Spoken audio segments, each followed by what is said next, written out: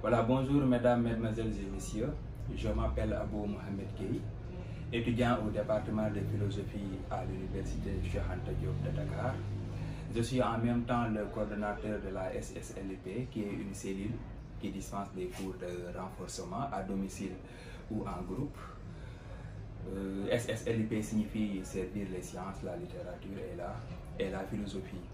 Voilà, bienvenue sur notre chaîne Académie SSLP TV, une chaîne qui publie régulièrement des vidéos qui vont t'aider à devenir meilleur à l'école ou à l'université grâce à des cours, à des exercices, à des conseils, à des astuces que vous pouvez appliquer de suite.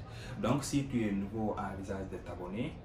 Si tu as aimé la vidéo, un petit pouce j'aime, ça fait toujours plaisir. Voilà, maintenant, on va commencer. Voilà, aujourd'hui, on va essayer de partager avec vous une technique de la dissertation philosophique. Pourquoi une technique de la dissertation philosophique? Parce que en philosophie, si vous maîtrisez toutes les leçons que vous faites en classe, sans pour autant que vous n'ayez pas une méthode, vous risquez toujours de se retrouver avec de mauvaises notes. C'est la raison pour laquelle on a jugé nécessaire de partager avec vous notre expérience sur cette technique de la dissertation philosophique. Maintenant, bref, qu'est-ce qu'une dissertation philosophique? Avant de répondre à cette question, nous allons essayer de tracer une ligne de démarcation entre ce qui est une dissertation philosophique de ce qui n'est pas une dissertation philosophique. Maintenant, qu'est-ce qui n'est pas alors une dissertation philosophique? Chers élèves, chers apprenants, une dissertation philosophique n'est pas un étalage de connaissances. Une dissertation philosophique n'est pas une récitation mécanique de leçons effectuées sans ordre ni méthode. Qu'est-ce qu'alors une dissertation philosophique? Une dissertation philosophique, retenez ceci, c'est un exercice de réflexion, d'analyse et de discussion sur un sujet dont le libellé prête à l'identification d'un problème qu'il faut formuler avec clarté. Maintenant, comme tout exercice scientifique, la dissertation philosophique, autant pour moi, a un but, a une finalité. Quel est alors le but de la dissertation philosophique?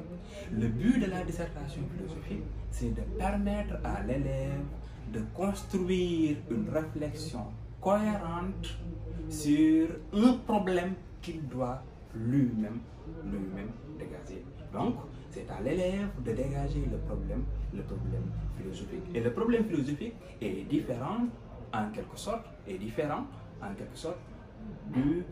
de la problématisation. Donc, et on reviendra sur cela. Maintenant, pour réussir une bonne dissertation philosophique, il est nécessairement et même obligatoire de respecter un certain nombre d'étapes. Maintenant, comment faire pour réussir une bonne dissertation? Pour réussir une bonne dissertation, il faut nécessairement lire attentivement le sujet. C'est important de le comprendre. Évitez de faire de la récitation. Restez fidèle au sujet. C'est important. Pourquoi? Parce qu'un sujet de dissertation peut se formuler de différentes manières. Et cela peut conduire à de différentes approches. C'est important. Donc c'est la raison pour laquelle il faut faire très attention. Maintenant, d'habitude, on a tendance à vous donner soit un sujet dialectique ou un sujet analytique. Maintenant, aujourd'hui, on va essayer de parler un peu de ces sujets dialectiques. Un sujet dialectique, c'est quoi? Un sujet dialectique, comme vous avez tendance à le dire ainsi, un sujet dialectique, ce sont les sujets formulés sous forme d'une interrogation. Ce sont les sujets formulés sous forme d'une question. Ce sont ces genres de sujets-là que vous avez tendance à considérer comme étant des sujets dialectiques. Maintenant, il y a trois types d'aborder ces types de sujets. il y a 3 types. On va d'abord voir un sujet dialectique sous forme de définition, c'est-à-dire un sujet de type définitionnel. Exemple de sujet. Prenez sujet.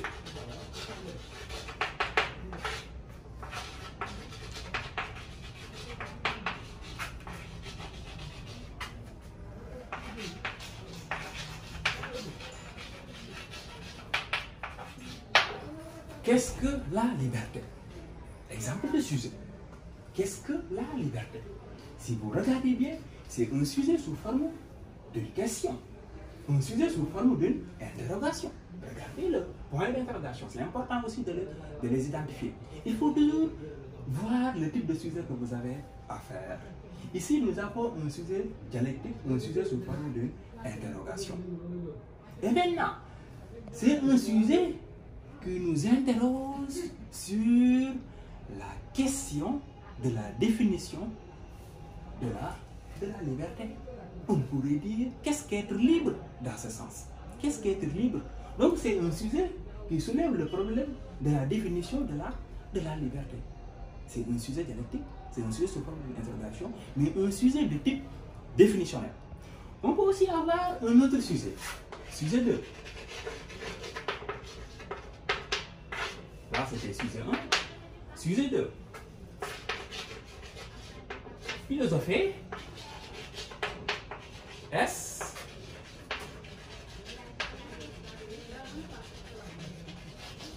Est nécessairement remettre en cause? Point d'interrogation. Philosophie, virgule, est nécessairement remettre en cause? Ici, regardez, nous avons aussi un sujet sous forme d'une interrogation. Un sujet sous forme d'une interrogation.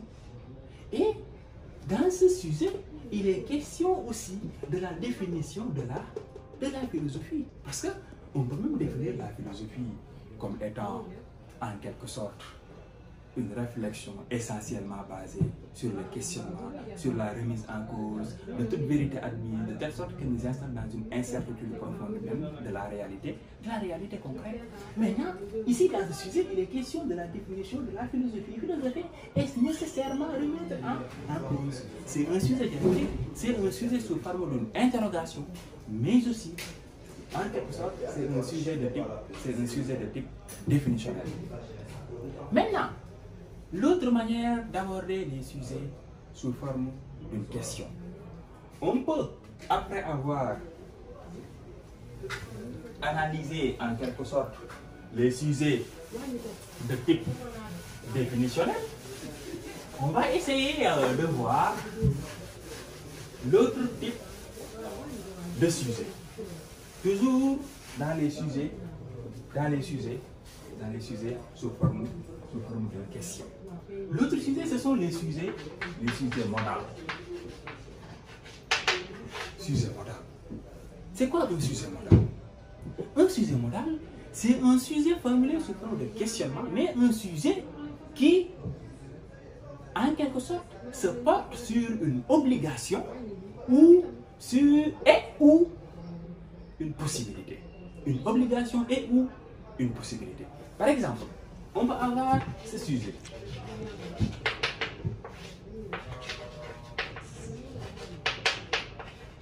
Doit-on obéir aux lois? Doit-on obéir aux lois? C'est un sujet modal. Mais c'est un sujet qui porte sur une obligation. Pourquoi c'est une obligation? Regardez ici le doit-on. C'est le doit-on ici qui vient de ce sujet sur une obligation. Donc, ici, nous avons un sujet sous forme de question, mais un sujet qui porte sur une obligation. Et ce sujet aussi, c'est un sujet modal, et ça fait partie des sujets sous forme de question. On peut avoir aussi ce sujet comme étant un sujet modal, et qui porte toujours sur une interrogation, comme par exemple, peut-on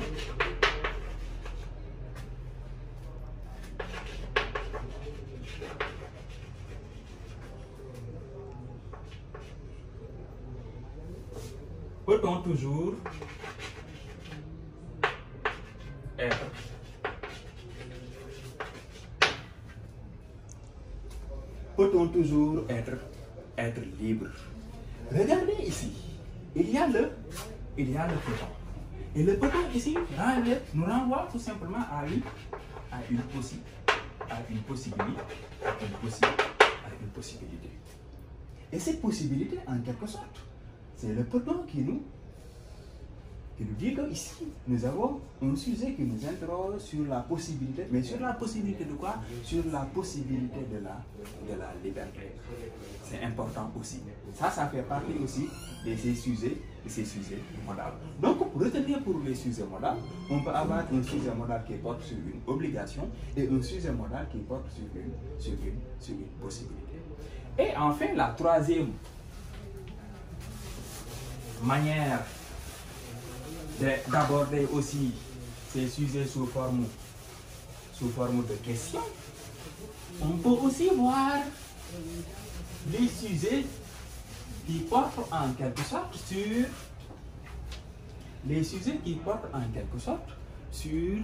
le but ou l'utilité. Les sujets portant sur le but ou l'utilité. Par exemple, le sujet portant sur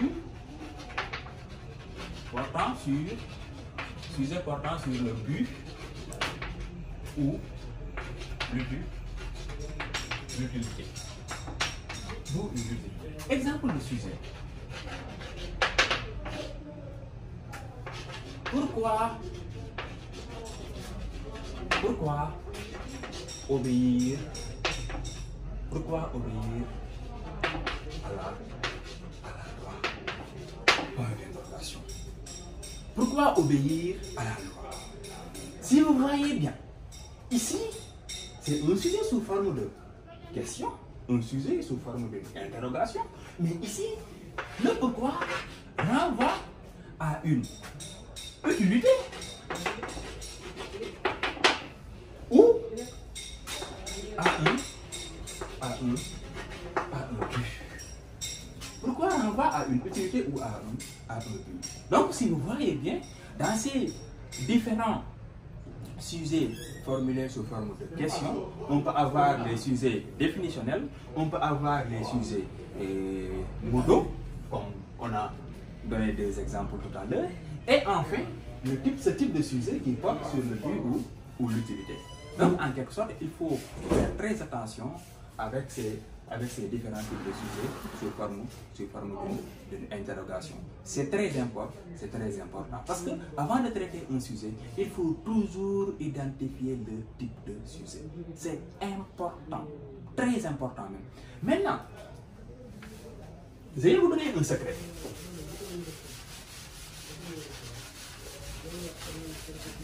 Je vais vous donner un secret. Et attirer votre attention aussi sur pas mal de choses. Maintenant, pour les sujets dialectiques, retenez ceci, c'est à mémoriser. À chaque fois, si vous avez un sujet sous forme d'une interrogation,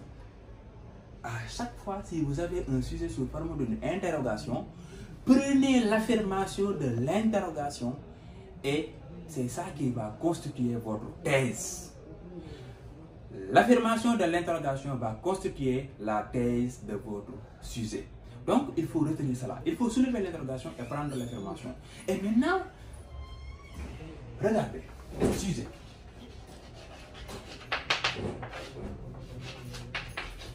L'homme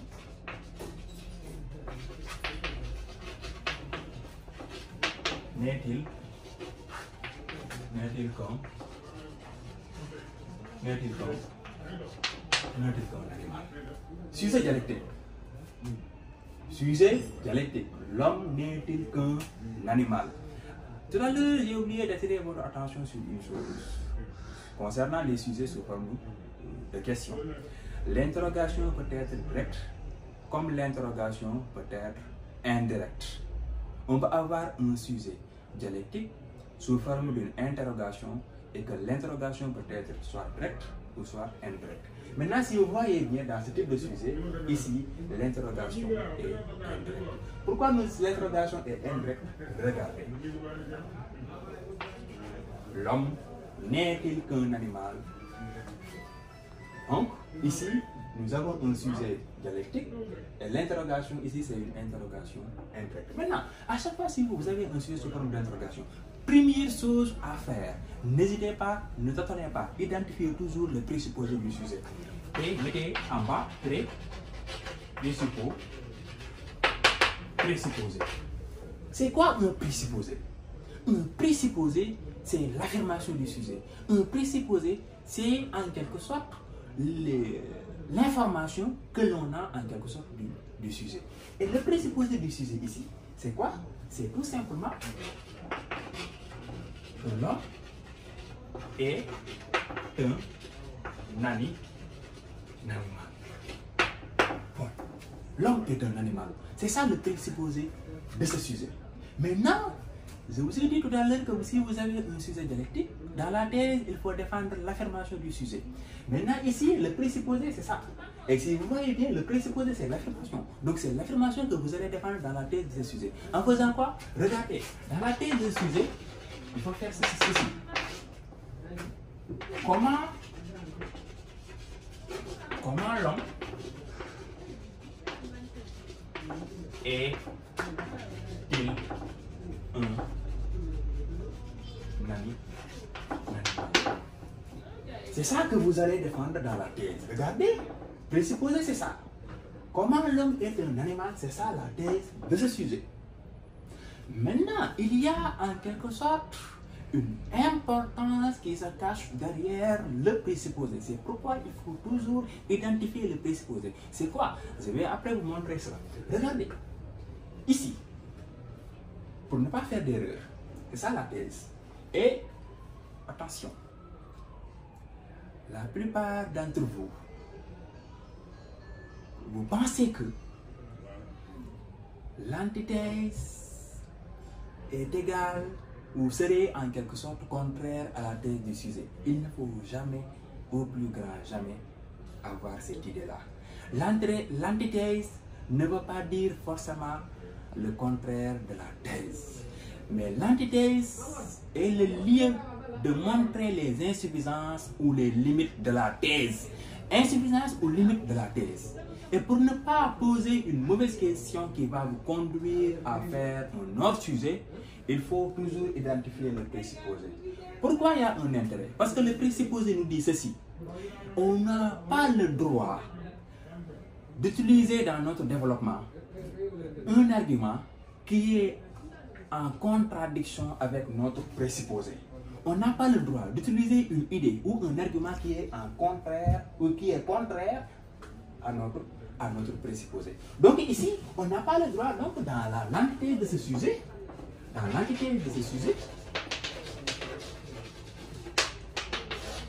on n'a pas le droit d'utiliser une idée ou de poser une question qui est contraire à ça.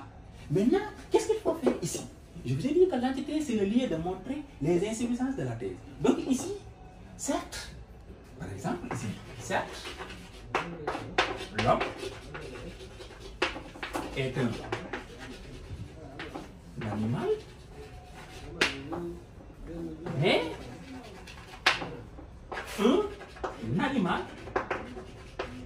un animal politique, pour reprendre les propos d'Aristote. L'homme, certes, est un animal, mais plus un animal politique. Ça, c'est les insuffisances de la thèse. Dans la thèse, on s'était uniquement limité à dire que l'homme est un animal. Et ici, il faudra montrer ce qui montre que l'homme est un animal. Tout ce que l'homme partage avec les animaux, on va montrer ça ici dans la thèse de ce sujet. Et maintenant là, on va montrer que l'homme est un animal, à être en accord avec notre présupposé et montrer les insuffisances de ça. Et les insuffisances de la thèse, c'est le fait que l'homme est un animal plus politique ou un animal raisonnable. Donc il faut faire très attention avec ces différents types de sujets dialectiques. Maintenant, on va essayer de s'arrêter là pour aujourd'hui. Et je vous donne rendez-vous peut-être d'ici 3 jours. On va revenir avec d'autres vidéos. On va essayer en quelque sorte de développer les différents types de sujets qu'on a essayé en quelque sorte de vous proposer. Et maintenant, si vous avez aussi des sujets, vous pouvez les mettre en commentaire. Voilà, vous pouvez les mettre en commentaire et après on va essayer de prendre ces sujets-là et de les traiter. Maintenant aussi, en ce qui concerne nos vidéos, si vous voulez à chaque fois recevoir nos vidéos, il faut vous abonner. Et si vous êtes déjà abonné, un petit pouce j'aime aussi, ça fait toujours plaisir. Et maintenant, pour nous contacter, vous pouvez prendre ce numéro, c'est le 77 048 43 09. Donc, voilà, on se donne rendez-vous à la prochaine fois. Et merci à tous.